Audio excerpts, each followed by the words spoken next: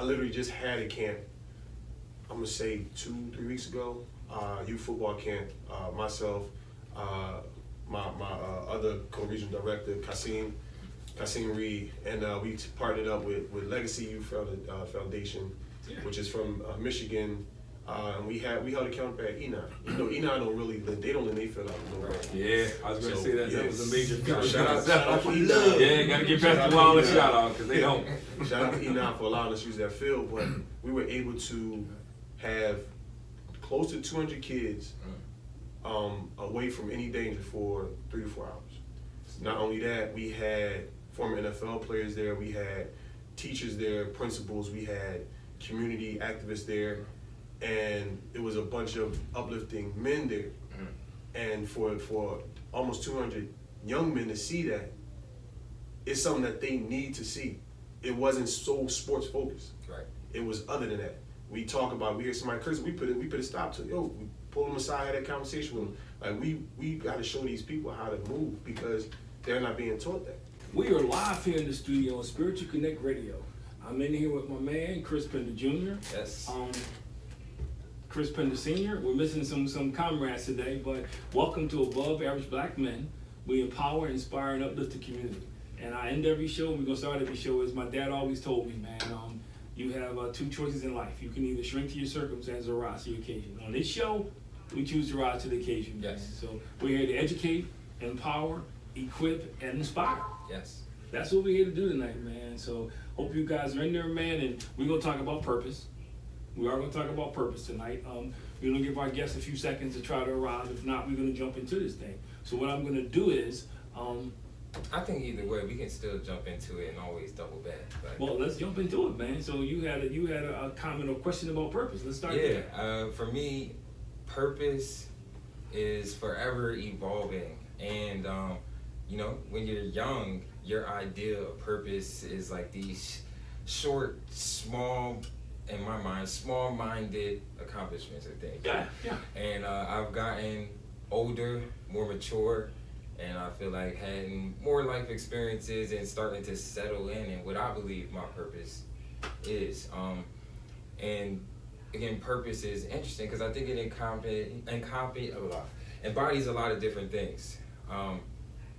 And I wanted to kind of talk to you about that tonight because, I feel as though you're a purpose-driven guy. You pretty much raised me on those type principles, and again, it's a heavy foundation in my life. So I wanted to have this conversation with you tonight to just think about what's your definition of purpose? What do you see in that?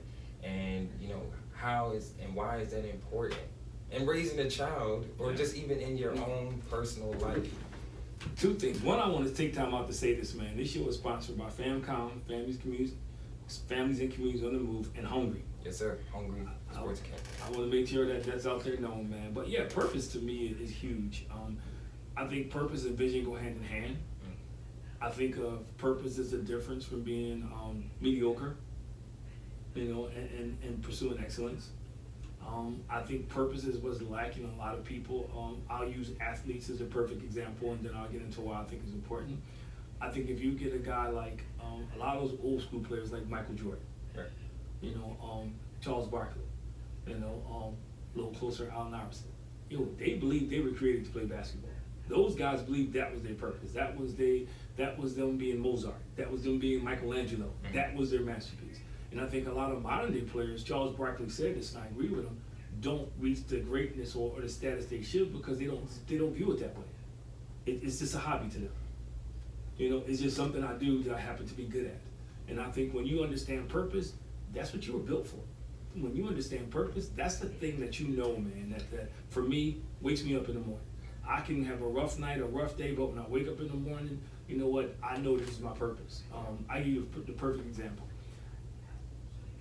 Today I had to present to kids. I told you we did this thing with the radio show. I had to put something on the fly together because we had somebody coming in and we were short-staffed. And people look at me afterwards like, yo, you act like you rehearsed that. In my mind, I rehearsed this 1,000 times because it's my purpose. My purpose is I'm always going to be prepared because this is what I do. That's interesting. I feel like the purpose and preparedness. Yeah. And that's what I kind of was referencing when I feel like that's one thing that it embodies is there's a sense of preparedness into this, you know, like Yeah. you had to go through some things. Sometimes it's potentially trial and error. Again, kind of backtracking and referencing what I was saying when having young and feeling as though your purpose, referencing what you said about basketball, and just with basketball players, I kind of got mixed feelings about that statement because LeBron James is a great basketball player, but I feel like maybe his purpose is bigger than that. But you can have more than one purpose. But he understood that was his The purpose. engine to get to that, okay. That purpose was going to open up other doors. LeBron James didn't start trying to play tennis. He didn't start trying to make commercials or modeling before he used that purpose to get him to in a position to do other things. Right. So you can have purpose and not be pigeonholed. And it can evolve. Yeah. Like old school here, Reggie White. You know, Reggie White was a football player, but he was a minister, and he talked about that all the time. My goal is to share the gospel, and he said, come on, man. He said his purpose. You know, God gave him the gift of football, but his purpose was to share the gospel. So therefore, he used that platform, you know, in sports, you know, to get another purpose to share the gospel. So we got my man Debbie just showed up. We're talking about purpose as we're waiting for Dom Curry to show up. We're talking about purpose and the importance of purpose. So I think, you know what, and I think, you know, so something you get a chance to get in it, man. But you know, just think about what purpose means to you. Because Chris asked me the question, purpose and why did I think it was important, and I was explaining to him, you know, that's your fuel, man. That's what wakes you up in the morning. You know, when life gets tough, you know, that's what keeps you going. You know, for me, I can have the toughest day, man, and I'm able to refuel because, you know what, I know this is my purpose. This is not my hobby. You know, I know that tomorrow I get another shot at this, and I know it's what I'm born to do. You know, and I know as long as I continue to hone and craft my skill, I'm going to get better at it because of the gift that I have. It doesn't mean this is the only thing I can do, but it means, you know, me doing workshops for kids and families, all the stuff I do in FamCom, that's what I was created to do. You know, coaching was great for me. I loved it, but that was just a skill I was learning to hone my purpose. You see what I mean? So I think that's a lot of times we get it confused. I think a lot of marriages fail because couples get married and they don't find a purpose for their relationship. You know, they get married and say, well, we're just in love. Yeah, but you have gifting that if you put your gifting together, you should be able to create something. Maybe it's a business, maybe it's a ministry, maybe it's your family. You know, that when people come together, they should find some commonality, man. What is our purpose together? What can we create? I give you the perfect example. Your mom and I could only create you. No other two people could create you. You were created because your mom and I got together. You know, because we got together and we said, okay, we want to get married and we want to have a family. Now, I say it because me fulfilling my purpose and her fulfilling her purpose was different because my purpose was to do what I'm doing. You know what I mean? That was my purpose. My purpose is to do FamCom, you know, to do workshops with families and fathers and parents and design programs and run after school programs. That's what I was created to do. Now your mom, that was not her purpose. Your mom is created to be, you know, and somebody gonna take this the wrong way, but she'll get it. She's created to be kind of like my sandpaper. And what I mean by that is because she challenged me, because she's gonna ask me the questions I need to have asked. She's gonna make sure I think this thing through. She's gonna make sure, you know, that I stay on task and I don't do crazy stuff. And so we have two different purposes, but our purpose together, you know, is to excel to be the best we can be. So that's why it's important, man, to you know, to have purpose and stay on point with it. So I think that's really, really, really important. And I say that because, you know, too many people go through life, man, and they have no purpose, man. And, I say this all the time, especially when I was in my younger youth pastor days. I used to say, man, who wants, you know, most people, they born, they pass through earth, and they die. And when they get to the graveyard, they get to the funeral, the pastor says the same thing. Sunset, sunrise. Not a whole heck of a lot happens in between. Because we don't know our purpose. You know, so I think that's how important purpose is. It's important because, you know, that's the compass for your family. That's the compass for your business. That's the compass for anything you want to do and be successful in life. So, question for you. If you can remember this far back, when you were a kid, just like how it do was you, yesterday. like, did you feel like you had a sense of that you understood what your purpose was and what you wanted it to be? Because I know for myself, growing up and like, I mean, sometimes I think about things in regards to like, man, where I am now and my interests and how firm and setting in I am and how I feel like my purpose. But back in the day, you know, I thought I mean, I was going to be playing some type of sport, you know, whether it was I'm going to play baseball, I'm going to play basketball, I'm going to be able to get some money doing that, or I'm going to be somehow in that field, you know, but, you know, it's drastically changed here now. Yeah. So, again, at what point in your life did you feel, what was your definition of purpose back in the day? And then when did that change for you? When did you feel like, man, I'm selling on that? What experience in your life gave you that? Man, first of all, no. And I hear people say that, I didn't. I had no idea what my purpose was. I didn't. I was growing up and I just, I knew I didn't want to be mediocre. But for some reason, I didn't fit in. Do you think it's too young and sometimes to have your purpose, like? No. I mean, because it happens, we just don't realize it. And I say it because when I was younger, I felt like I didn't fit in. Same. I always felt like I was like, the square peg trying to fit into the round hole that everybody else was going into. I had friends who were great, and I think I hit it well. Most people didn't know it, but I never felt like I was on the same page. I never felt like we were kind of moving in the same direction. We did a lot of stuff together. We hung out, but inside, man, I had these dreams that other people weren't talking about. I had these things inside me, man, that was pushing me. I was good in sports. I was blessed to be really good in sports. But I never inspired to be a pro athlete. Y'all know I tell the story. I had a Phillies trial.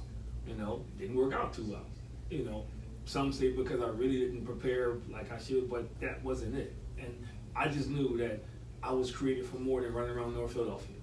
I was created more than just barely getting by. Living in a row house. When they had a party next door, I had a party in my house because you could hear it through the walls. And I knew I was created for more. I didn't know what, because at that age nobody was talking to me about purpose.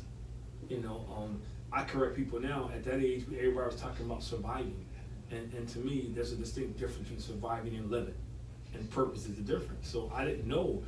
I just knew I was different, and I think it got worse when I got to high school, because all my friends in high school, a lot of them were starting. They were getting high. They were in gangs. They were doing some crazy stuff, man. And my father instilled the fear of God in me and the fear of him. This is funny because it sounds like you passed a lot of these things on, like from these feelings as a child to the fear of God of your parents. Like, it's insane. Like, just listening to the story. But Devin, I just wanted to kind of backtrack and see if Devin had any kind of input here. I mean, as someone that is pretty young, and it's funny that you said, like, when you were younger, you really didn't understand or know your purpose. I feel like right now I'm kind of in that same boat. Like, of course I love like doing things like this. I feel like I'm still getting to the point where I'm still kind of figuring out, or maybe this is this could be my purpose right now.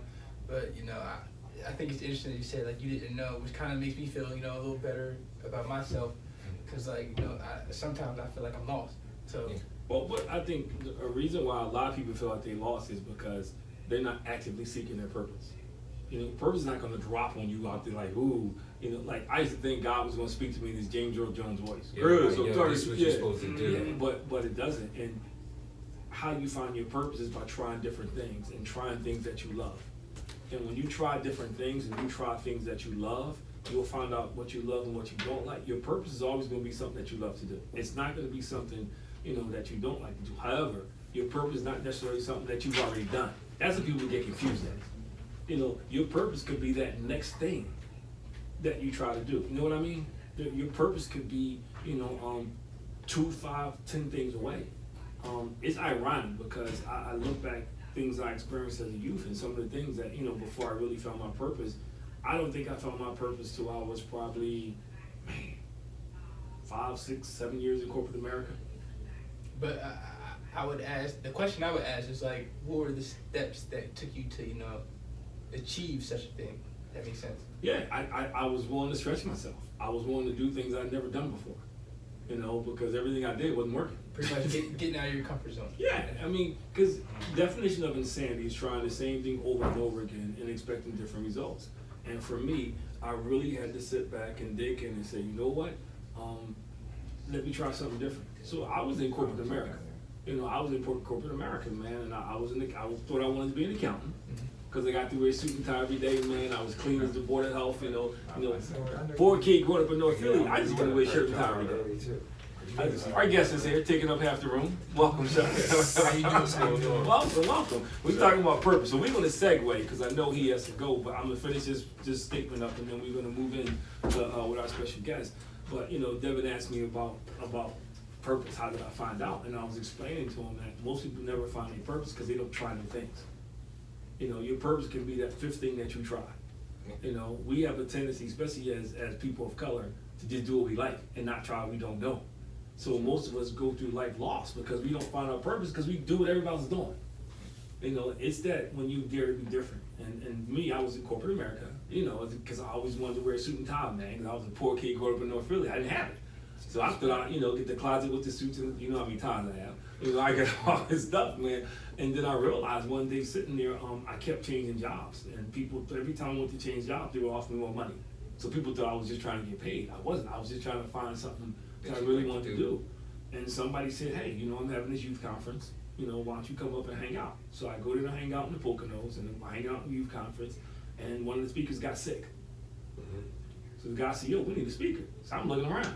Where you getting one up in the middle of Poconos? We're in Bear Mountain, right? It's like 10 o'clock at night. Right. He said, I got one. I got you. You got life experience. So I never spoke, other than stuff I was doing in church. Right? So he said, look, man. He said, look, it's 10 o'clock at night. They sleepy. Worst case scenario, they fall asleep, but they gonna do that anyway. Right. Cut it short for you. He said, I'm gonna throw you a question and you take it from there. So I got up there and he said, well, what was it like growing up in North Philly?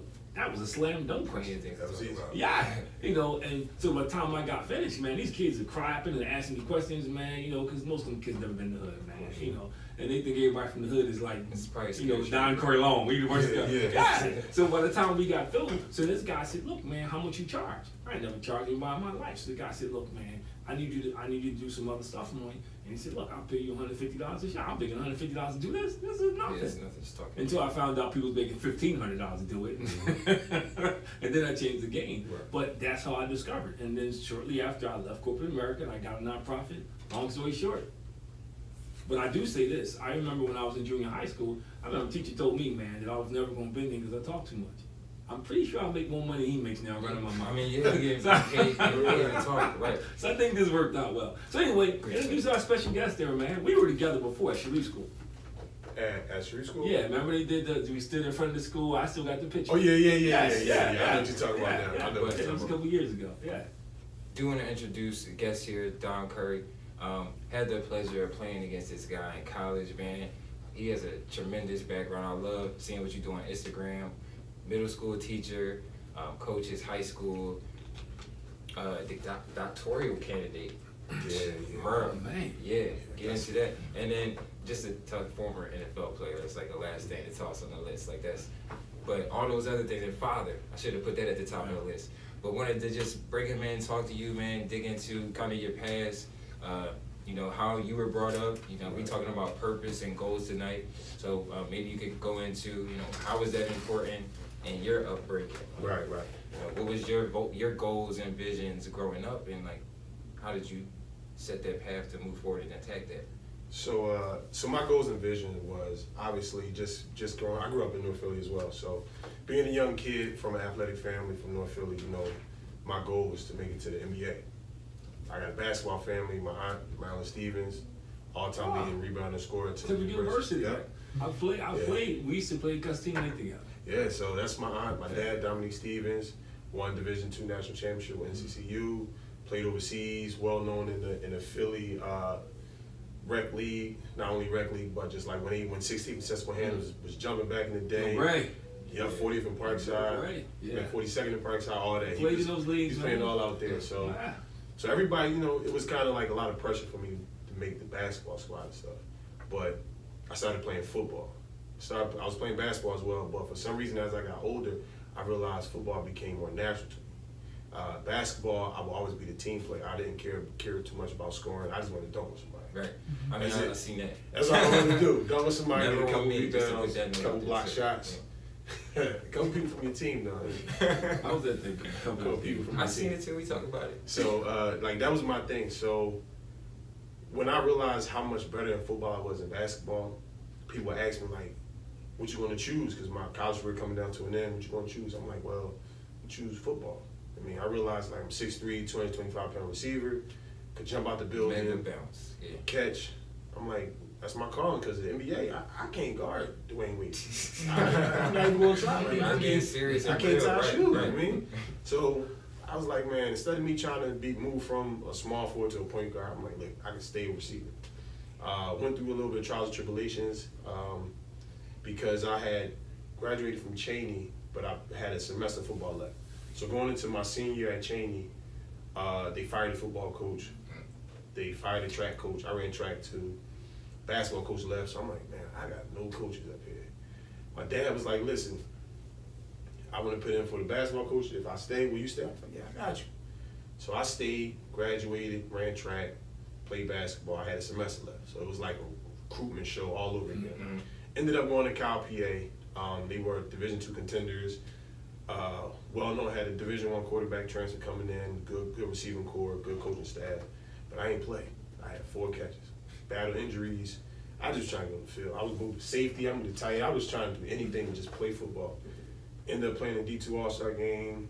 Did my thing out there. Got to try out. And then just what y'all understand, talking about purpose. It's like even after football was over, I didn't know what my purpose was. A lot of football players struggle with that because majority of the people put professional athletes on pedestals, so they don't know how to move. So when you go from everybody waving at you when you're driving your car, running up for autographs, and then you're done. Stuff. And we experienced that at a small little D2 school in the middle of nowhere, you know? So I could imagine at the level of, you know, at which you was doing it at, especially Cheney, man, out there, it's crazy out there, but like, you know, Right.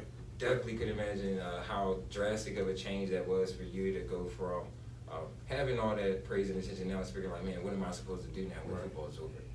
The good thing for me was I never had that mentality. Like I used to go to the mall and eat Chinese food all the time. I wanted to be able to move around. I'm dead serious. I wanted to move No, but that's around. cool though. Because most people, when they think they made it, let me tell you, I played with some cats, man, who weren't that good. Right. But because you play in the league in the neighborhood, everybody knows who you are. Right. And they thought they were next coming man to Julius Erving, man. You know, so to me, being humble, I think it's cool. But I need to ask you a question. Zaire Franklin, Indianapolis Colts, he and I are kind of becoming friends. We do some work together. And you mentioned something, the doctorate program. He was a dual major, and people don't know that. And he graduated on time, man, and he got drafted. Wow. And you know, the reason why I wanted to start there, because I do a lot of work with kids, and these kids, they're terrible in school, but they all think they're going to the NBA, they are going, you know, and some of them, dude, you can't count your money. Right. Yeah. So could you talk about that part, the balance part, and then you know, how, you know, because others said you graduated. Man, these kids, man, they can have 2 semesters in, and if somebody blink at them, they out. Right. It's because the parents, the community put more emphasis in the sports. Like for me, my dad, he got his master's degree. My mom went to college. My grandma was all really into education. So it was always student athlete. So when it came down to it, I couldn't play sports unless I had a certain GPA.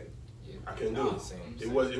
I just couldn't do it. So then not only that, in college I realized, man, the higher my GPA is, I don't have to go to study hall. If I'm walking around with a 3.5, I didn't have to go to study hall. You don't gotta put them hours in during the week. That's free time. Exactly. So that's what I did. But with our youngins, we don't really emphasize school. I'm a teacher. I see how it is now, man. They'll come up to me and talk sports before they talk about, hey, man, how's my child doing? It's, hey, down, yo, man, you should do blame, isn't it? I'm like, man, look, I'm a science teacher, man, bro. Like, you want me to, your child need help with rocks, brother. Like let's talk. But as someone who works with kids, and they'll tell you, man, I was tough on them. You know, they were playing ball, man. I used to get them in all the time because I told them, coming from the hood, you a dime a dozen.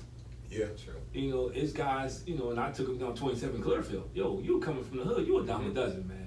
And the difference was, those guys didn't understand purpose. They just wanted to play basketball. Right. And before you came in, we were talking about the old school guys like Michael Jordan, even Allen Iverson, Charles Barkley.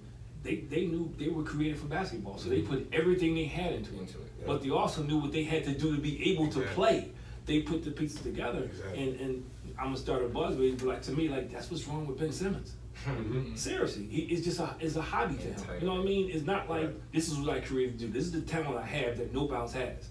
You know, and Right. you know, I always joke that's because he got the AAU mentality. He drop him in the hood, he'd be cool. He'd probably be one of the best players. One of the best. So let's talk about that. And then kind of Chris has a question. As one who works with kids, you know, how did you know, it's kind of like the movie Kindergarten Cop. Mm-hmm. Seriously, because you this big Big dude, guy. you compared to know, everybody. and Right. you're everything that's an anomaly to those kids. Mm-hmm. Those kids don't see a father, you know, a black person that's professional, Right. you know, and is not cussing them out. Right. Nah, get over, I'll smack you in the head, you know, every F-bomb, and, Right. and you're educated, you know, Right. and you play sports, and you were good at it.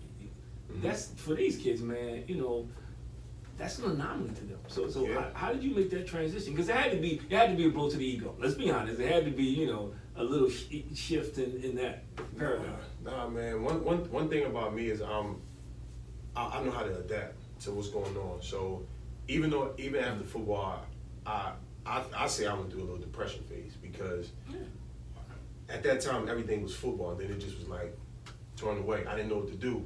Went through a little depression phase, but then I started thinking about what's my purpose. So that's when it came to like job. Like I just was applying to everywhere. I'm like, look, I realized football ain't forever. I made my money, but that money I was making is going to stop at some point. So Right. I'm trying to set myself up. So I just started applying to jobs, and then I noticed I was working out at like Grassfield, and Coach Zip, coached the football team at Grass. He know me from when I played in high school. So he was like, yo, Don, man, can you come tomorrow and work the kids out? I was like, yeah, I got you. Did that. The next day he was like, yo, you trying to come to back, staff? right. I'm like, I'm trying to take my time away from football. I ain't telling him, but I was really trying to figure out my life. But I ended up coming back, and then I came back again. And eventually I became on the staff. And then he was like, yo, you want to work in the school? I'm like, I don't work in the school, man. But when I worked in the school, it was like football for me, like second nature. Yeah. I mean, I don't know what it was, but he knows like I'm Joseph. So Yeah. when the kids got to know me, they saw like this big black dude standing there. I remember my interview there, they was like, boy, and I turned around like, yo, don't talk like that. My bad, old head. I mean, something simple as that. And when I started working there, and he started to realize like, yo, he treat me like a person. Like a person. Yes. And that's why I be so hyped to see like what you be doing online with these kids. Like, 'cause I know just your presence there means a lot. Right. You know what I mean? Yeah. And it's not even like, again, I know and I see the type of dude that you are. You know, you could easily be somebody in there just like go in there, get that money, shut up, do this. You know what I mean? Yeah. But like you said, you treat these kids like people, and you know what I mean, raising them to be just well-rounded individuals, Right. man. Like we need more role models like that. So I'm good at what I do because I see me in those kids. Mhm. I was having this conversation with somebody today because I have a few people who think that they just kicking the kid out. Right. And I remember, you know, close years, I used to tell people I've been kicked out of better places than this. Right. And they used to get mad. They used to Right, be like, right. you gotta go. Like, what? Yeah. Because most of my kids, they've been kicked out of places. Right. So and I just know that was me. I was getting talked about. Mhm. You know what I mean? I was a kid who you know, I couldn't sit in the chair for 7 hours straight.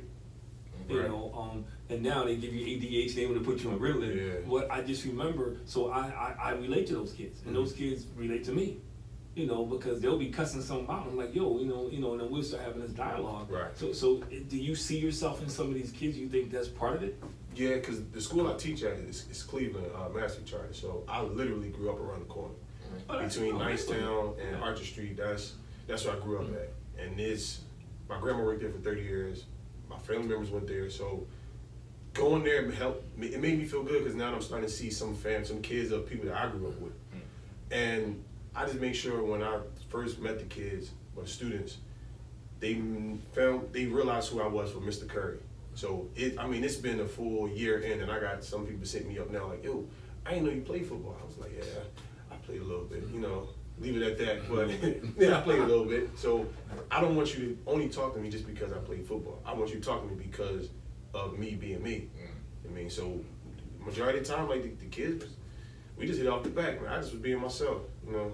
But kids are I was telling somebody this morning, somebody asked me, they were like, well, why do you do what you do? Mhm. You know, they said you could be doing a lot of different things, you know, more successful. Right. And I said, what's more successful than what I'm doing? Absolutely. You know, I said, I'm touching people as I'm doing stuff that's generational. Right. You know, if I can touch this kid right now who everybody's calling bad, Mhm. and he, you know, his kids won't be like that. But most people don't see that. Right. And I think it's rare, because I hear that in you. Mhm.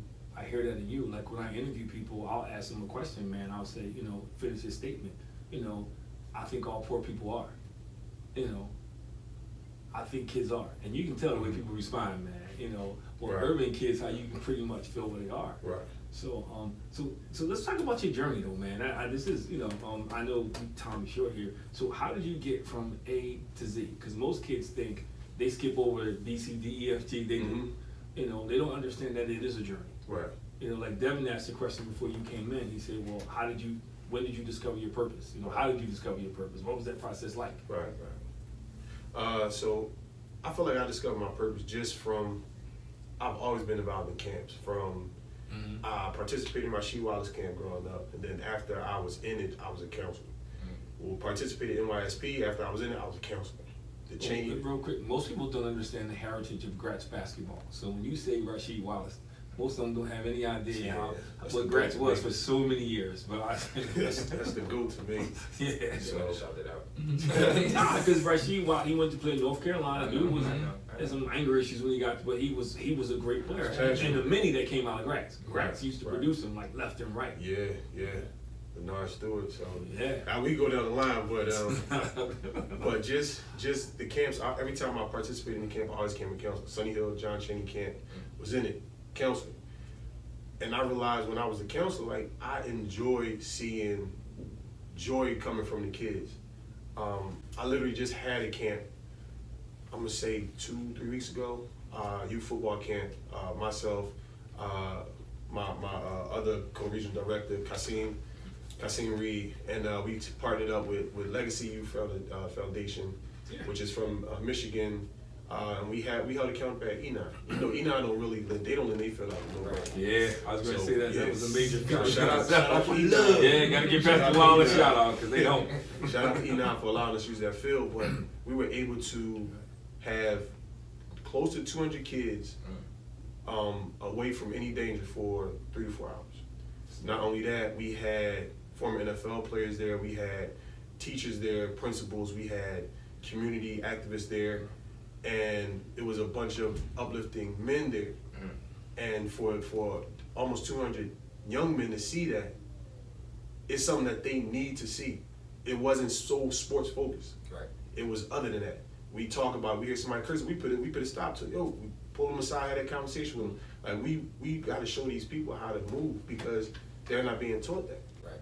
So what they see is they see what's on TV, they see what's on YouTube, what's on Instagram, and the gentleman isn't being highlighted on these things. It's not. Nope. So yeah. And that's important. Like I feel like that's the purpose of this show, and that's why exactly I wanted to bring you on. Of course, before you leave here, I want to talk to you about anybody else you know that we can like Right. spotlight, highlight, and we gotta control our image, man. Yeah. Like we are responsible for how people see us, so we gotta begin to have these conversations with each other Right. and not feel any type of way that it's like, you know, they say the term giving you your flowers, and like people be doing that when you older, but we gotta start to support each other now. You know what I mean? We gotta start to pull each other I now. think part of it is that we don't recognize how big a deal stuff like this is. Right. Because to us it's normal. Mm-hmm. We don't Right, recognize but it. it's not normal to everybody. Right. But when you get, you know, people like this, you guys have been friends since college. You know, different paths, man. You know. I remember him from 27 Clearfield. Yeah. Yeah. Y'all had the team with the girl. Yeah. Yeah. When you were black. Yeah. Had the team with the girl. No, I we used was to balling beat though. people. You know, I used to beat people. Yeah. I used to look at them like that's the county team, but they came down there and Yeah, man. down deep and 3 hitting them things. But and they're my sons. Right. You know, and this is rare. Like when I talk to kids and I explain it to it, they don't see this is odd to them. Mm-hmm. You know, that a bunch of black men can get together. Right. And I do a conference at Cabrini, which you were definitely invited to every year. This year, we didn't do it because of the pandemic, but this year, either it's going to be either going to be the last Saturday in September or the first Saturday in October. Mhm. I'll pay for the bus. You can bring bus to the kids. We do middle school kids and it's free. We do breakfast, breakfast. So I only got one thing, you got to do a workshop. That's cool. You gotta do a workshop because we have a day full of workshops, and the most impressive thing we had was I had 15 black men just hang out. Right. They didn't do workshops. They sat at the table for breakfast. They sat there for lunch. They were in the hallways. They were in the classrooms. That's all. Be there, kick That's it with all the these kids. kids That's all talk they about.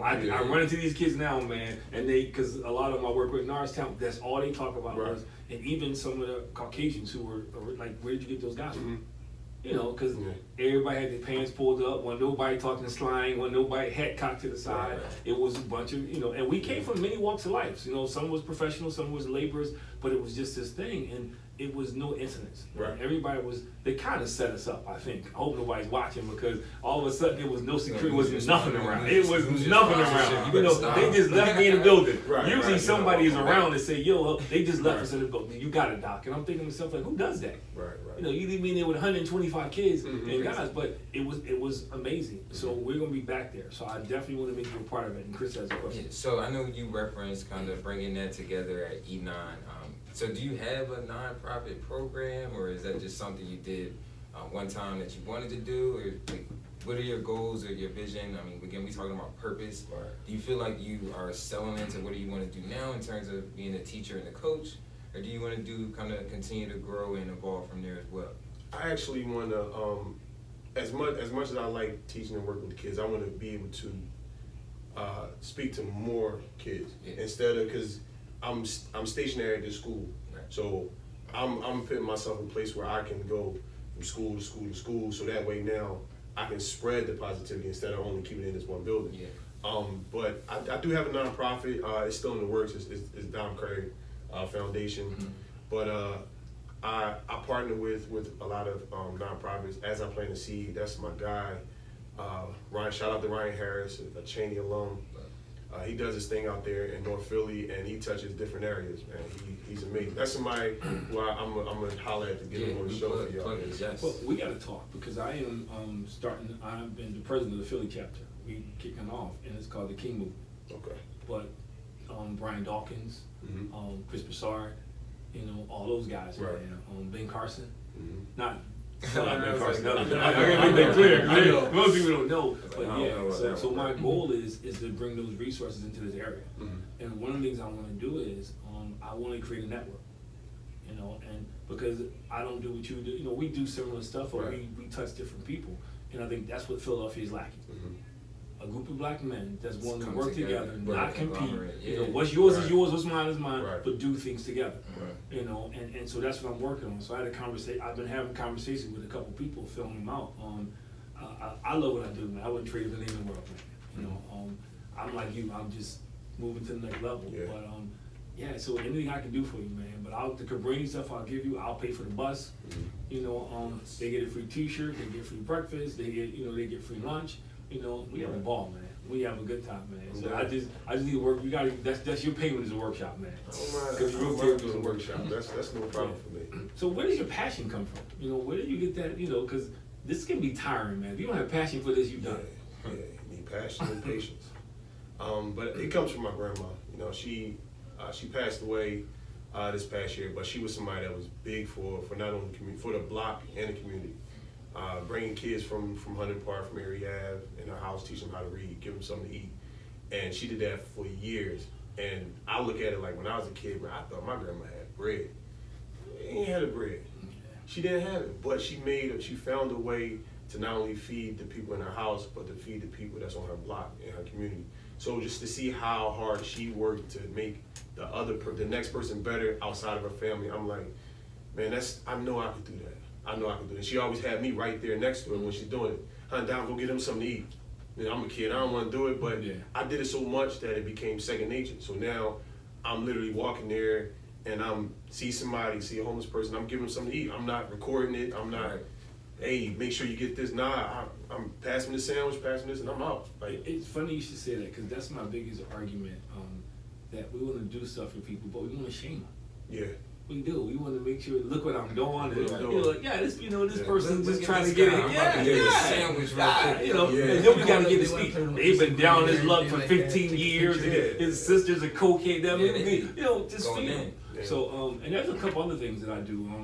I got access to turkeys, so I do Thanksgiving baskets. Doing again this year, but I do the thing I'm most proud of is every year I do something called Toy Store. Mhm. So we collect toys, you know, I get donation toys, man, and families come in. Right.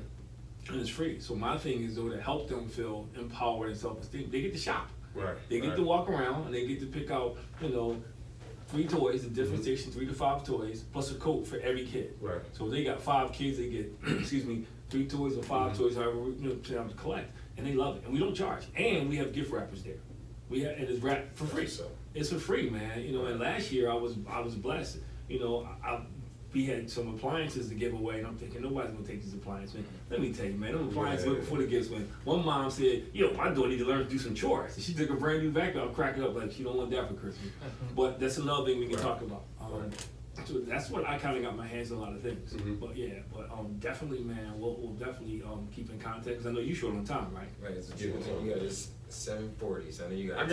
I got 10 minutes, yeah, because I It's all coached at yours. E9. It's yours for 10 minutes, I bro. coach at E9, and my son is there, he's Yeah. still practicing, so I got to get back to get him. But yeah, any questions, man? No, Whatever yeah, you so wanna I was gonna talk say that about. was a great segue too, because I mean, you have children, man. Mhm. You're a father, so that's also another kind of interesting perspective that I know I get to see from afar online. I'm not a dad yet, so. Your mom is listening. She's glad to hear that. But no, seriously. So I mean, again, we talking about being purpose driven and having goals. You know, you had that example of your parents, you know, but now you're in that position of where you know you got to provide that at home to your kids. And I'm sure it's definitely, you know, different because, you know, when you're a child, you look at your dad or you look at your mom, you're like, yo, what you doing? That's crazy. I'm never going to do that, man. Like, my kid's 5, whatever, you know? But now you in that position. So, like, how does it, you know, being fatherhood in general and then being an example of providing, you know, purpose and goals to them? Right. I think the fatherhood, right, is something that none of us know how to do. Yeah.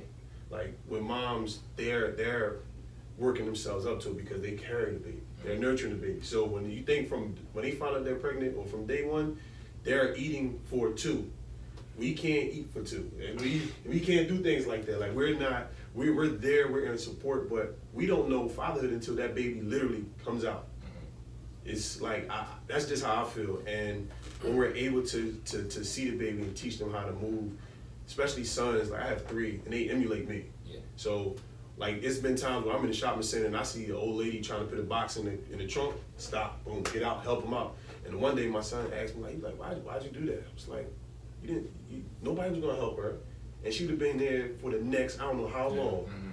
You mean that's just how my grandma taught me. Right. So I would do these things so that they can see it, see me help, see me holding doors for women, see me not rushing to beat them inside and stuff like that. I tell my girlfriend, yo, don't grab the grocery bags. You just come in the house. Yeah. You don't worry about that. You don't worry about lifting up. Let the boys do that. And at first they didn't understand it, but they starting to see it now. So when it comes to fatherhood, it's all about being there, being supportive, showing them that you love them. Don't be scared to tell them you love them. Don't be scared to hug your sons. I mean, I kiss the top of my son's head, give him hugs every day. Handshake, we gotta see the handshake. Yeah, you mean. After a certain age, you gotta get rid of the cheeks. You gotta, so I just want them to feel that love. So y'all thought y'all the only ones. I make sure. I make sure, but it's just having them understand like, Dad is here for me. I see Dad every day. Dad has my back. You want to do something? I'm supportive. You want to play the violin? I'm gonna be there, right there, like a coach. Is watch you like a hawk and proud for you playing that violin. It's not about sports with me. It's about you putting your mind to something and I got your back, whatever it is. So that's awesome. But I think it's key because you know I do fatherhood groups, and I think see the one thing that you have that a lot of guys don't have is the ability to admit what you don't know. Right. And a lot of guys don't. It's like they don't want to know what they don't know, Right. and that's where they struggle at because they think, you know, I'm ready to be a father. Dude, you can't even take care of a plant. Exactly. Yeah, you know what I mean? Yeah, you know, you and some guys, you ain't been in a relationship longer than 6 weeks. Right. And what they do, they think they have this skill. And then when they have the child, they find out that there's more to it than just, you know, waiting for the kid to get big so you can play catch with them. Yeah. You know, like I used to go to back to school nights when my kids were young. Wasn't a lot of dads there. Right. You know, I used to look around like, yo, where all the dads at? And don't let it be Monday Night Football. It was over. It's empty. Yeah, and even now when I deal a lot, I end up dealing with a lot of moms. Mm-hmm. You know, because I do a lot of work at schools and after school programs because, you know, either dad is working 2 or 3 jobs, which is, Yeah. he has to do it, but he's never around. Right. So the mom is trying to make this work. And a lot of times he doesn't realize that the importance of him being in this kid's life. Right. You know, and I think that's what's in our community. I said this last week, there's always been single parent homes. Mm-hmm. The difference was, we used to be a community. Right. You know, there were other men. I went to a funeral and we were laughing and joking. I used to tell them all the time how we had rules in North Philly and they used to laugh at me, but we did. Right. I was talking to a friend of mine and the biggest thugs in the neighborhood, they wouldn't let us do that crazy stuff. Right. You know, get off the corner, go home. Yeah. You know, or shouldn't you be at practice? You know, now they encouraging these kids to do it. Right. So we even had some of those, you know, they weren't exactly stellar role models, but they set boundaries for us. Right. And I think so. Every boy's going to find some man to affirm their manhood. Mhm. Every girl's going to find some man to define what manhood is. And I think we lose sight of that. So I applaud you for that, man. And, Thank you know, but I gotta say, how do you, because you just seem so gentle. Not in the week, you know what I mean? I know what you're saying. Because you know most people expect football players to be knocking stuff off, and they come in the right, room right, like, right. you know, Right. bouncing the kid with one hand. Yeah, I got this. Like people would expect Yeah. that, like you kind of mentioned Yeah. earlier with your size, that you would intimidate kids. Yeah. You know what I mean? But you actually, it's definitely the opposite side of that. So like, how do you kind of play? So I know you gotta I'm go, sure so you you- use that yeah. to your advantage in some type of way, right? Yeah. 7:45. You good with time, man? Yeah, I'm good. 7:50. I can stay on 7:50. So that's an organized person. He got it down. 7:50. I just know 10 minutes. I mean, young boy gonna be on the field playing catch, so I'm cool. Give us some extra time. Yeah, but I don't know. I've always been humble. Always was always the quiet guy until you get to know me. Then you realize like I'm a jokester. So just having that, it's like I don't have to act big and bad. You know, because and even with just like society, like I realized when I got to a certain height and physical status, I'm like, nobody's gonna fight me. So why do I have to try to act like like I'll say excuse me, you know, I'm not going to be up here like get out my way. Nah, sometimes I don't mind. I have pride. I know how to put it aside, but it's also I realize your tone of voice. You know, I don't And it's have to important. have that crazy strong tone of voice like. Right. I could be a man and still talk calm. And hold yourself Exactly. a certain way. Right. Like some people think that loudness is like masculinity or like that Yeah. proves that you're a man, but Right. no, not in any means, not in any means at all. So Dev, I know you've been quiet in the corner here. You got any last kind of questions before Sorry, we get out of here? no. People seem soaking in a lot of information, but real quick, just curious. I heard you were a teacher. What made you want to get into that education route, and specifically, you know, science? Like, you know, was that your favorite subject growing up? Different things like that. I may have missed that part of the conversation. So No, you then didn't. I kind of tied with that, like your doctorate, man. I want Right. to know about yeah, that I want to know too, more like- about that. So I'll talk about the doctor real quick. One day I was working a job out in Jersey, but I had to get breaks, so went around the way on Broad Street to get my breaks done, and I seen this guy Prince Muhammad that I went to Cheney with. He's like my mentor, you know. I look at him, I talk to him about advice and stuff. But he was there and he was getting his breaks done. He was like, "Yo, what you doing, man?" I'm like, "I'm just working." He was like, "Did you get your master's degree?" I was like, "Nah." He said, "I'm gonna put you in contact with Lincoln University. After you get your master's degree, holla at me." That's what he told me. He got his from there, so Yeah, yeah. I got my MSB from Lincoln. So it literally after that we had that conversation, he didn't talk to me for like 2 years until I waited until I got my degree and I called him, and then he put me into contact with other things. Mhm. But after that, I was like, why stop now? It's the competitive of me. So Yeah. I'm like, why stop now? I did everything in life at a young age to make it to the highest level. We worked out. You did. Yeah. We worked out because we wanted to make it to the NBA. Yeah. We wanted to make it to the NFL. So I'm like, why stop now? So I started my doctorate in business administration. So I was getting my DBA, but I realized I'm doing too much because I'm doing that. I was coaching youth football, coaching high school football. I was working, father, trying to start my nonprofits, trying to start my business, and I was like, I need to scale back. So I have a year in. I have 2.5 years left for this program. my goal is to get my doctorate before I turn 40. So I got 6 years. So I know it's going to happen. I just want to make sure that it's the right time. Right. Man, I remember 40. But so again, kind of with Devin's question here, like science teacher, was that always kind of like a passion of yours? Was Yeah, because I was impressed. science? I only know one other black science teacher. Yeah. Like, The way I got into teaching was because I was talking to one of my friends from college, and he just kept saying, "Don, man, you should be a teacher." I'm like, "Nah, I don't teach." And then every time we had a conversation, he was like, "Yo, apply for the school I'm at, man. You'd be a good teacher." I'm like, "Nah." But then I was like, you know what? I had ran into like 5 different people, and all 5 said the same thing. I'm just like, maybe I might want to think about Give teaching. it a try, right? And then one of my homies work at Cleveland. So he put me in contact with the principal, had an interview. They brought me on as a teacher. They was like, I don't know what you're gonna be teaching, but you're gonna be a teacher. You're gonna teach something. So yeah, so I started as an assistant in writing. Okay. Started as assistant in writing. I had a great first teacher. Her name is Miss King. She was wonderful at Cleveland, helped me out a lot. And then they slid me into science because the science teacher is moving to a more important role. So I'm like, man, I don't know about science. I'm a math guy, but one thing I realized was science is interesting. Yeah. So what I try to do is I try to make it fun, especially virtual. That's what I was going to go into because I've seen some of the videos that you Yes. post like on Instagram for science for your kids. Like, so you talk about that process, like how you came up with that idea and like how that's been going.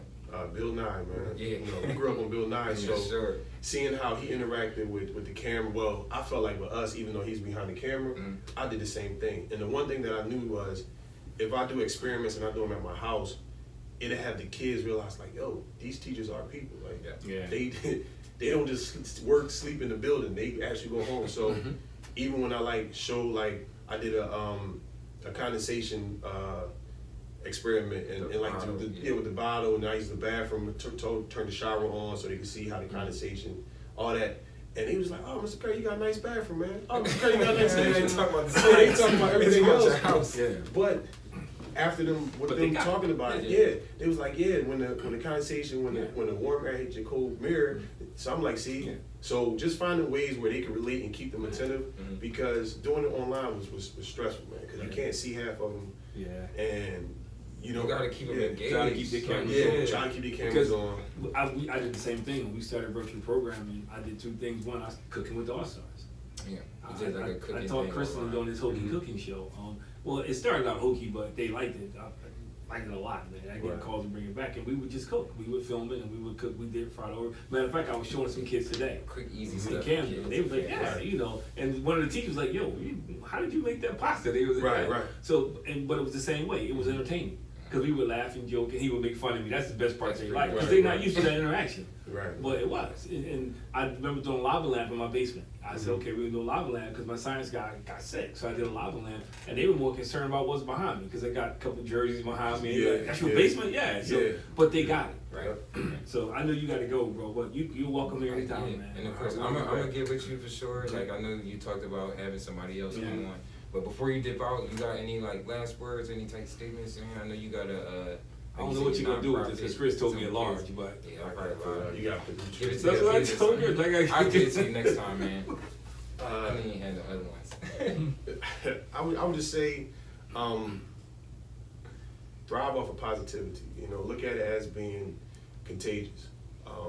Spread that to people because, especially us being black and black men, like we already have that negative chip on our shoulder. We always got to walk around with that toughness and just sometimes just speak to a brother like, hey man, what's going on? How you day? I give fist, you know, especially with now, I give fist bumps, you know, say what's up to people that I don't even know. I seen somebody in the market the other day, and my girl was like, you know him? I'm like, nope. And she was like, I thought you knew him, but it's just like the positive vibes need to be spread because something that small could help make somebody's day. Right. And then even with me be who I am, you know, you never know how that fist pump from me because y'all look at me as down, I look at me as down, but there's people out there that look at me as like, yo, that's the bull from the NFL. Right. So that little handshake, that fist pump, that peace sign or whatever, stop, it goes a long way. This is Chris Pender for Above Average Black Men. Check us out on Wednesday nights on SpiritualConnectRadio.com with my hosts, Chris Pender Jr. and Devin Pender. Check us out on Above Average Black Men. Nothing is average about this show. As my dad always told me, either you rise to the occasion or you shrink to your circumstances. On our show, we encourage you, challenge you, inspire you to rise to the occasion. Peace. They over there cracking up, man. My little He's brother. so proud of that. He could not Were you outside? wait. He could not wait. How long did it take you? I was driving. How long did it take you? Like he told you, like the birds, like that was natural. Like that wasn't even part of it. That was outside the house. I was communing with They on nature, vacation man. or something? No, I was communing with nature. Nah, you know, we got birds all over the place, man. Yeah, man. You know? It sounded good though. Like I'm not gonna lie. See, We're missing a running stream in the background. Right, People will pay for that special effect, Zen. man. The birds in the background, Zen. it's calming. That- You know, it's calming. I almost don't believe that was at the house. Like that's not. No, I mean, you know, look, I could have got the deer running across the back with the visual and Well, we everything. need a video next time. I like that. Well, we are back live, Spiritual Connect Radio. We had our special guest, Don Curry. We're going to have him back. Teacher, professional athlete, collegiate athlete, dad. As Justin would say, superhero. Yeah. You know, for all those molds, man. And definitely an above average black man. man. But I do want to say this show is not just confined to above average black men. I want to make sure we share that, man. That we invite everybody to participate. We see that. And I agree with it because we all know the image of black men right now is greatly tarnished, man. Yes. If you look at the social justice that's happening in this country, we're going to do a show on social justice. If we look at Black Lives Matters, we see that people are not saying Black Lives Matter more. What we're saying is that right now it actually matters less. You know, that, you know, you can kill a black person and get away with it. And then try to bring Yeah. up all these crazy Yeah, from other history. things that try to Yeah. dehumanize. So I want to Black make make that clear. You know, that this show is not about color lines, but we just want to highlight that there's so many African American males, man, taking care of business, Yes. doing what And they're supposed to do, you know, and from the hood. You know, so I want to make sure. you take your image back. We gotta control that. And I like that term. I do Yeah. like that term. Take your image back. You gotta I do take like your that image term. back. So we're back here live, man, and we got two Cheltenham graduates here, man. I don't know why you said that, but yeah. No, because I want to get there because I said that because I want people to understand how your purpose impacts other people. Yeah. You know, and me pursuing my purpose provided me the ability to move you to a better neighborhood and put you in a better school system. You know, it gave me that thing. I think sometimes we forget, you know, how our purpose is not just about us. Like if you listen to Dom, he talks about his kids and his situation, you know, he talks about his girlfriend. His purpose impacts everybody around him. And I think we forget that. I think a lot of times people forget that when you pursue your purpose, man, and you're moving that lane, it impacts other people. It's interesting. I feel like definitely got to take that into account, into perspective, even in kind of relationships and dating. You know, you gotta kind of take account into that for purpose. But I know prior to us coming back on air, like you might have had a question for Devin, or to something to get back into, right? Oh, we're explaining purpose and everything like that. Because And we were how talking you about felt earlier, lost previously. Yeah. and like how I previously felt lost. So Come on, we gotta get that bass in the way. Yeah, Pick it up all the way over there. I'm just saying. So pretty much, more about me. Like I'm the youngest, so you know I'm going off of what my dad does, or seeing what my brother, my mom, my sister do, different things like that. So I know they all had a purpose, or they look like they had a purpose growing up, but that was something like I never, really experienced up until maybe a couple years ago, because I knew like I always had an idea for a show like this. Like I always wanted to start a podcast and just to talk about different topics and everything. But just the way I kind of went about it was wrong, if that makes sense. Like there wasn't much planning involved, different things like that.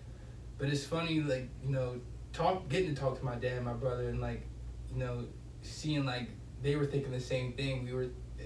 We had like minds, that kind of just made that purpose grow. Like we all had a common goal. That's why we're here. And it's funny, our purpose all kind of, in a way, is in line. I know you kind of shared a lot of your background earlier, how you got into working with kids. Yeah. I mean, for me, it was like seeing you do that, you know, you having camps and me being a counselor there and just almost like having a good time and like feeling like the best experience I got out of it was seeing those kids later. And Yeah, you're talking that's about crazy. how the purpose and like seeing that impact for people around you. And I mean, again, I think when I think about my purpose and like how you say you talk a lot, I don't feel like I necessarily talk a lot, but when I do, like, you know, I feel like it's impactful. That And impact your life. Yes. I don't feel like I don't feel like He gets I it from somewhere. I don't feel like I talk From his a mom. lot. But no, I just feel like I do want to kind of share experiences and talk about life and challenge how people think. And I got a lot of that from kind of working with kids growing up and getting into coaching at one point in time. Like that was really my passion. I still feel like it's my passion. Like so. But some of your greatest impact stories wasn't about the game in coaching. It was about the impact you had on the kids. Yeah. And so, like, Ted Josie's a guy who you know, you met Ted, and Ted and I go way back. I remember when I first met Ted, I spoke at a steering meeting. He was like, hey, why don't you come out and check out my camp? I went and checked out the camp, and he said, hey, what do you think? And I kind of looked at him. He said, well, tell me the truth. I said, well, you know, Ted, I don't think it's that good. He said, can you do better? Me being cocky, never designed me. I said, yeah. He said, okay, I need you to come up with something in a week. And Hype was born. You know, and I remember sitting down with him, going over the proposal. He said, great proposal, but I'm gonna tell you, this is my expectation from you. I expect your word to be your bond.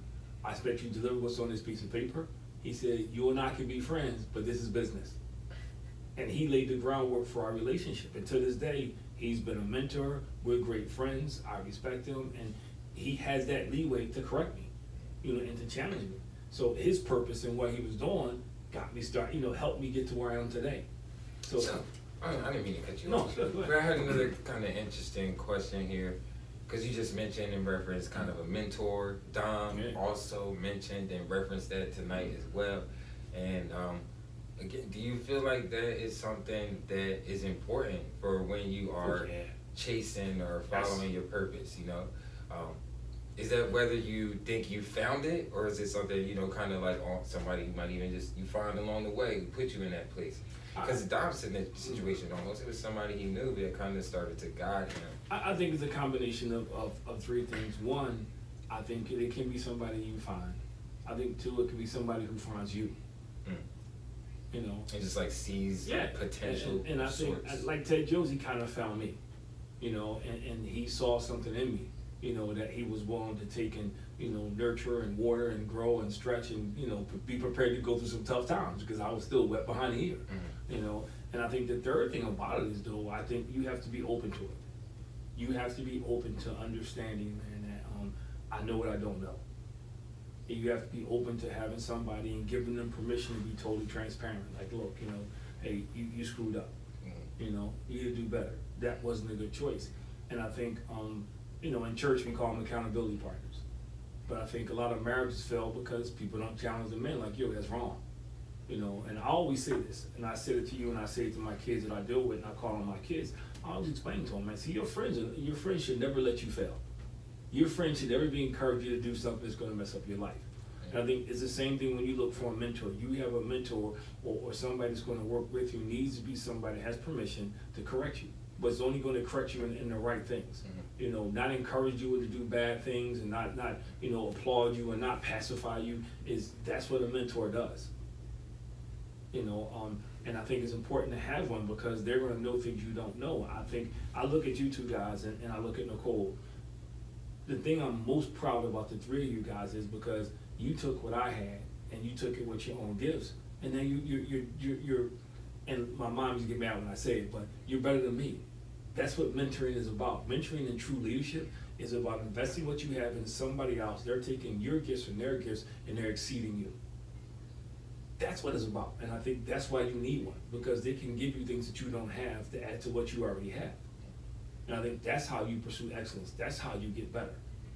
So let me dig a little deeper in that and ask, like, where do you think the problem comes from? You know, a lot of people have friends that are necessarily yes men, instead of like you said, taking that accountability or being transparent with someone. Like, why do you think, you know, a lot of people Soft. lack that It's an nowadays. easy one, because one thing about you guys, and if you think about it, I've always told you that you're individuals. I've always encouraged you to find your own path. When you decided to play volleyball, when everybody else played basketball, what did I tell you? Find your own path, man. Same thing with you. Find your own path. I think that the problem we have now is we've raised a generation of people who care what other people think, to the point Way where too much. to the point where they'll do something wrong just to be friends with somebody. They'll do something wrong just to stay, in a group of people. And to me, I say this all the time. I got all the friends I need in this world. If God bless me with more friends, so be it. But I have people who are real friends. And you know how often I say this. My motto is always us against the world, man. So it's the five of us, bring it on. I'm okay with that. So you have to be okay with not always being accepted. Because being accepted by a group of people that's leading you in the wrong direction, that's part of the definition of insanity. So I think it's important, man, that you are confident enough in who you are, man, and say, look, hey, it's like when I work with kids and somebody telling me I'm wasting my time. That's a challenge to me. That's a challenge to me. Because I'm always thinking, even if I don't reach this kid today, he's gonna remember what I said. Somewhere down the line, that light's gonna click on. I may not see it, but that's a success. Remember Kathleen, I don't know if you remember, the Caucasian girl who hated camp. She complained every day. Remember her? She used to go out with the stocky little black guy. Into it, yeah. You're like providing a lot of details, but I do know who that is. But I'm just saying, I saw her mom in the mall one day, and her mom walked up to me. It's a funny story because she was following me around. Mhm. And I was about to go off because I'm thinking, this old security lady Karen, followed me right. around the store, man. And I turned around, and she said, she said, your name is Mr. Pender, right? I said, Excuse yeah. me? She said, Bounce she back. said, because of you, my daughter graduated college. And I'm like, I don't know this lady. And your mom's looking at me. Like, how you know this lady? And then she began to explain who it was. And that was a girl who hated, remember, came because of $500. Yeah. But something happened in that camp. I don't know what it was. I can't even say it was me. It could have been your math class. Something happened in that camp in Hype that inspired her to graduate and go to college and get a college degree. I mean, potentially just being around other people that were doing different things, introducing them to things outside of what they're accustomed to, But that's purpose. Or just being around people that care, though. No, but That too, that's like, purpose. we don't want anything from you other than to just help you. And that's what happens when you live your purpose. You may not see the results of the impact you're having on somebody else. But if you live in your life and you're pursuing your purpose, you are influencing somebody. Somebody is watching you. How do you handle the situation? How do you handle your anger? How do you handle your disappointment? How you handle the situation? What makes you continue to keep, as my favorite saying, keep pushing the stone. I tell the story when you used to go in and shoot 100 jump shots a day, you had a key to the gym. I know I tell how hard you worked at volleyball, and you gotta have that something inside you has to say, man, like you know what, this is what I have to do. Not I want to do, not I choose to do. This is what I have to do. That's purpose. Question for you. This is kind of random. Still purpose related. Do you feel like your purpose has to be money driven?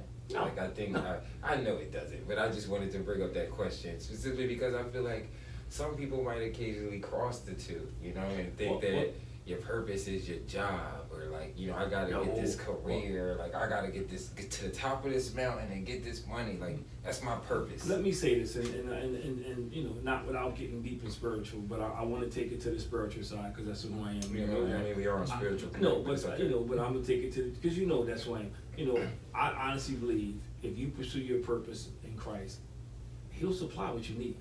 Now, it doesn't mean you're going to be rich, but you'll get what you need. You'll get what you have. He will take care of you. I'm not by no means rich, but if I was talking to somebody the other day, and we were laughing and joking because if you look at our qualifications and what I've accomplished today, you couldn't do it with my credentials today. You would have to have so many more credentials than I have to do what I'm doing. That's the way society is now. But because I was pursuing my purpose, because I fought at it and I worked at it, I worked through it, those doors opened up for me. And they're still open. We were talking about the other day, they're still open up. I got people coming to me saying, give me a proposal for this, give me a proposal for that. So they're opening up. And so I think when you pursue your purpose, those things come. The problem is when you pursue those things, you miss your purpose because now you're chasing the wrong thing. So I think when you pursue your purpose, all the other stuff that you're looking for comes with it. you know, because your mom and I can sit down and have these conversations, and we have two totally different visions when it comes to certain things, but because she understands my purpose, you know, and because she sees what purpose does, she supports my purpose. Now, that doesn't mean she got to do the same thing. It just means she has a role to play in it. And I think because she's come to understand that, when you pursue your purpose, all those other things you want come. You know, where you can do things and not have to rob Peter to pay Paul. You know, when you can, you know, have a nice car, have a nice house, you know, and I'm not rich by any means, but God has provided all those things because I stay in my purpose. You know, I could have stayed in corporate America, been an accountant, and probably made some good money by now. You know, may have made more money, but doesn't mean I would have had what I have. So for me, I think purpose, you know, my godly purpose is the key to everything I have and everything I do and everything I attempt to do. And I tell people all the time when they ask me, you know, I have my shirt on today with the Nike symbol on it, man. It says just praise Him. And everybody gets close, they think it says just, you know, they're looking for the just do it slogan. You know, but I think we're gonna get sued. yeah, but to me, if you decide that I'm gonna pursue my purpose, all those other things you desire come with it. They come with it. Because when you and your purpose, you do, like I give you the perfect example. The job you had that you hated. You hated going to every Sunday versus the job you now have that you love, that fits your Enjoy personal, it, yeah. that's close to your brain. But look at the benefits that come with it though. I know. You get promoted, you don't see, that's what happens when you move, you know, when God gives us all these gifts. And we all have these gifts and talents that so many people never tap into. Because they chase the wrong things, or It's they allow somebody else to define them. And just kind of talking about what you just referenced, just related to my job, and like again, tied all into this conversation of like opening yourself up to new experiences and like putting yourself in a position to something that you don't think you would necessarily do. Like I worked for a finance company, hated it, terrible. Felt like I'm making people money and they not paying me a dime worth of like what I felt like I was doing. But wanting to get out of there, I knew I didn't want to do finance. Part of me before was like, I don't want to do customer service because you know people just calling you to complain. That's what you think about customer service. But I don't know, something in me was like, you know what, open yourself up to this, stretch out. I like people. I don't mind talking to people. Why wouldn't I do customer service? So I kind of just opened myself up to that, the idea of doing that, put my resume out there, and you know where I am now found me, and it was like the perfect position for me to be in. But that's what happens when you pursue your purpose.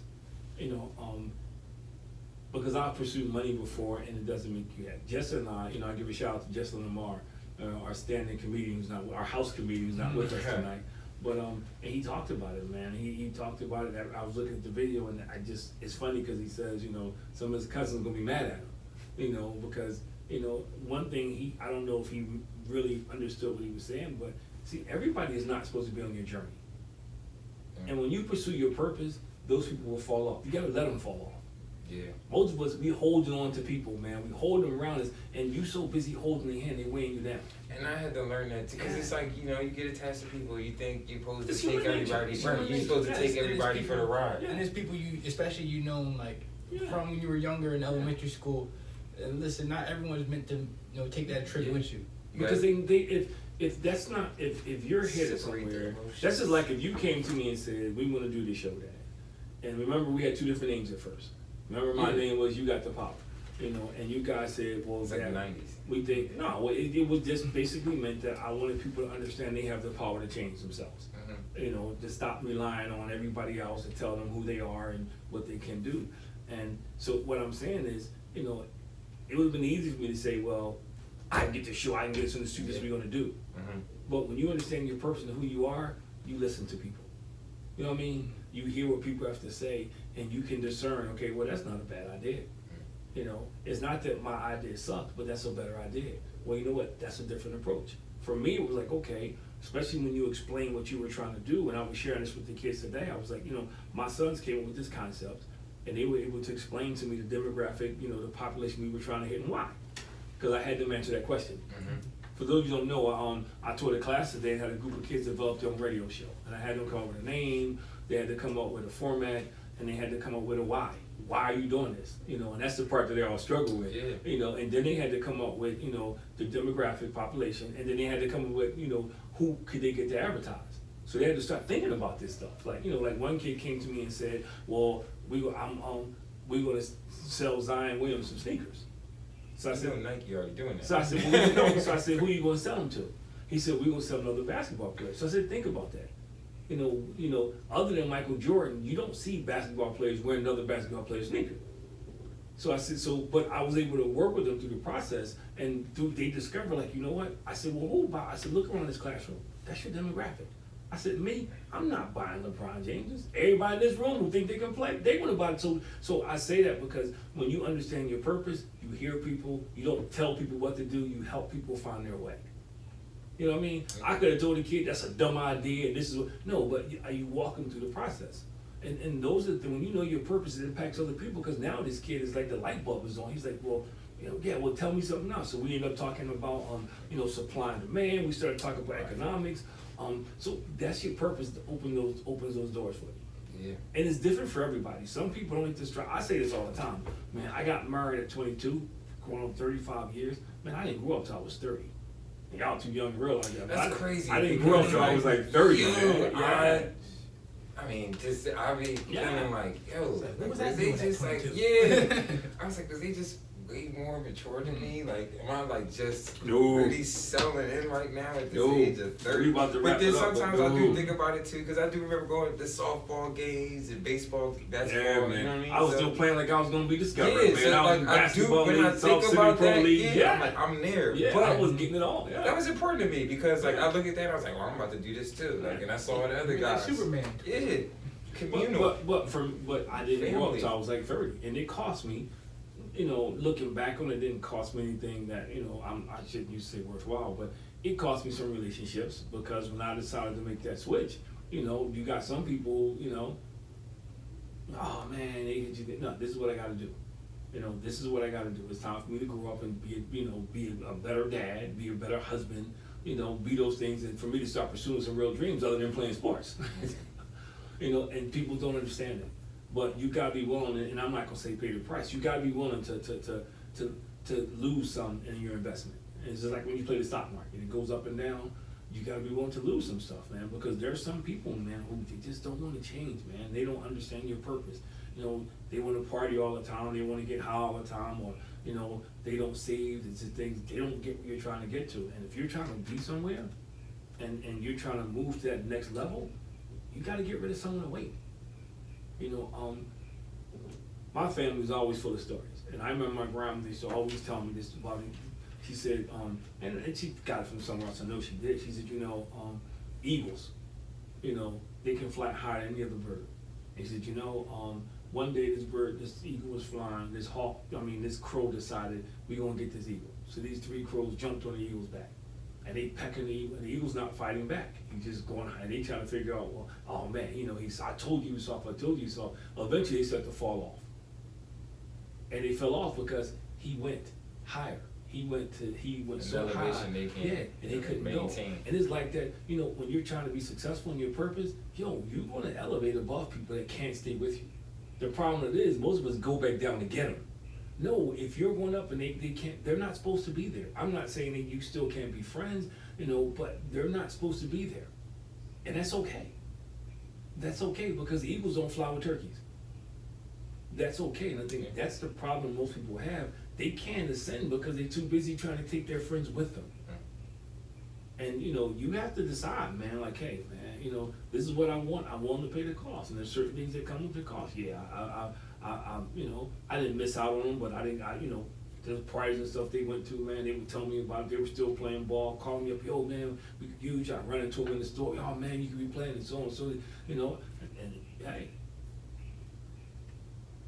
So I think, you know, at the time you think you're losing something, but at the end of the day, man, you know, those little sacrifices, man, mean a whole lot more at the end of the road. I look at the fact that look how close we are, including Nicole.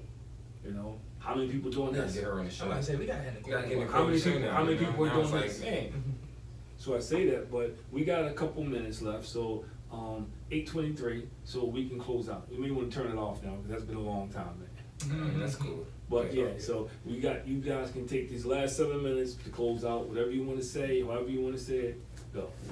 Real quick, just closing thoughts. I just want to touch back on what these guys were talking about, especially on dropping some people from your life if they don't necessarily have the same purpose or vision as you, or they're not eating to help that purpose or vision.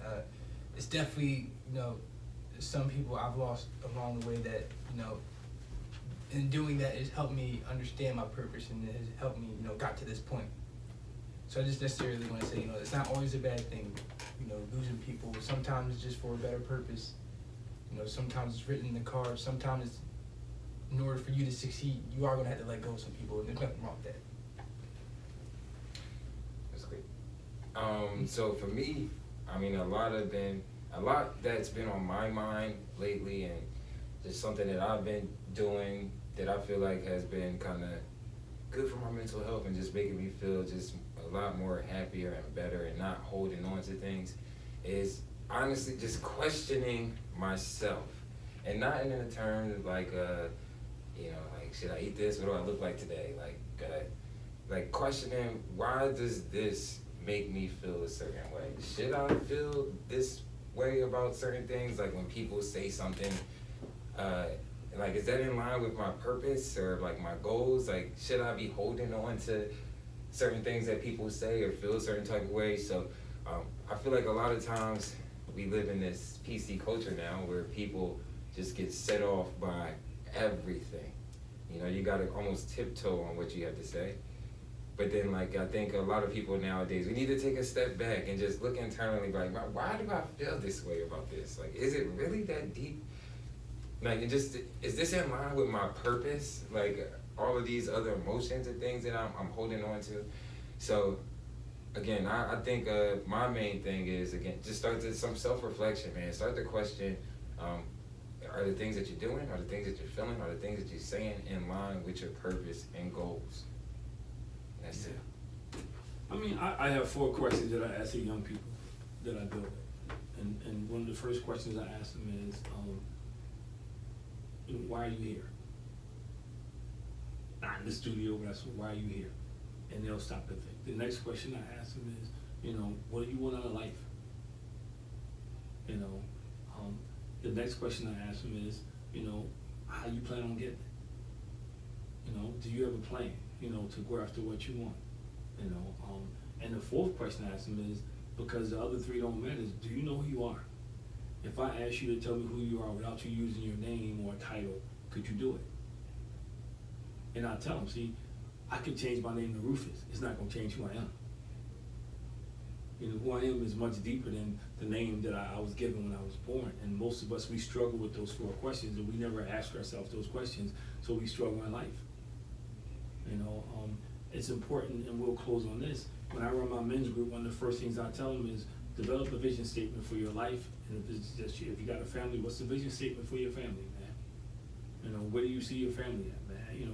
What are you trying to accomplish? It can change, but we need something to look at and to refer to, and challenge us.